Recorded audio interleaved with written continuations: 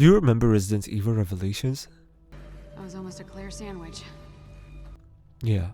So after the release of Resident Evil 6, many people were very vocal against the action direction.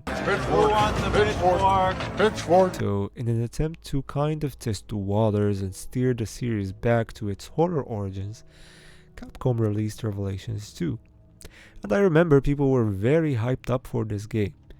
The build-up leading to the release was fun, and many people were speculating and making all sorts of theories after Capcom dropped some very interesting teasers. The teasers had a lot of Easter eggs and people were just having a field day with them. And also Capcom dropped some interesting info. You see, the concept of the game was based around horror, as the protagonist would be infected with a virus that would mutate when you reach certain levels of fear. And people were super excited upon hearing this information.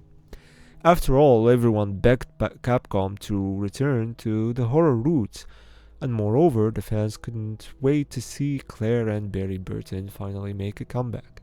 In Revelations 2, there are basically two separate campaigns, each one with its own timeline, 2 playable characters each, that you can switch between on the spot or just simply play co-op. I'll just be on flashlight duty or something. It's fine. The game starts with Claire Redfield and Moira Burton at a TerraSave headquarters. It's basically a company or something like that, which is kind of interesting to see. It's nice to have a look at these characters in a normal setting before they get kidnapped. I wouldn't even be here if I listened.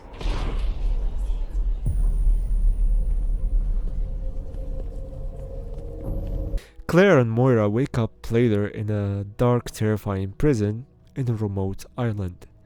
They are wearing strange electronic bracelets that change color based on their level of fear. A mysterious woman, calling herself the Overseer, speaks to them through the intercom, watching them as they try to escape the afflicted, which is basically just a bunch of mutated humans, roaming the halls. Now, as I have already mentioned, you can switch the characters on the spot, and they play differently. Each character is not the same. You see, in each campaign, there's a main marksman and a supporting character. Moira uses melee attacks and can use her flashlight to reveal items. Story-wise, it's explained that Moira has had an incident with the guns that left her traumatized. You need a gun too, Moira. No, I really don't. Sorry, I don't do firearms. Not after what happened. Shit, I'm sorry. I forgot. Anyways, back to the prison. Once you finally escape, the two girls realize they're in a stranded island. Oh, God. What is this place? Moira tries to send a distress signal, but to no avail. Please, send help! Remember how I said there were 2 timelines? Well, Barry Burton's campaign takes place 6 months later. He finally receives the distress signal and tracks the signal to this island. There he meets a young girl named Natalia. That has basically the ability to sense monsters through the walls. She seems like a well-behaved girl, and she accompanies him in his journey to trace Moira's steps. The villain. In my opinion, the most interesting part about this game is its villain, whom in my opinion is not talked about enough within the Resident Evil community. The Overseer is none other than a Wesker, Alex Wesker. The woman here with Wesker?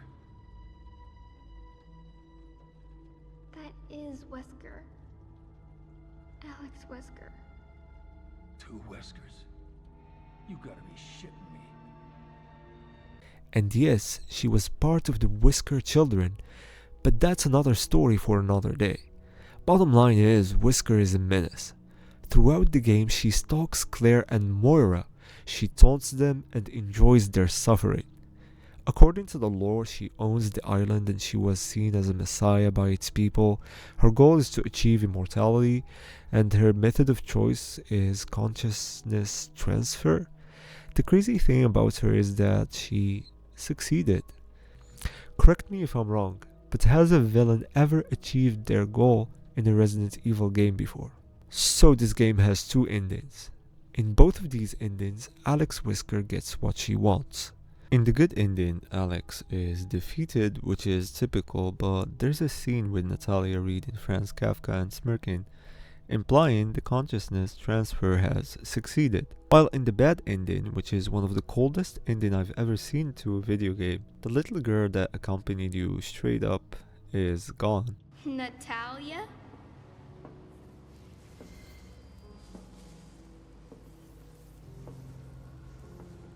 Now you can call me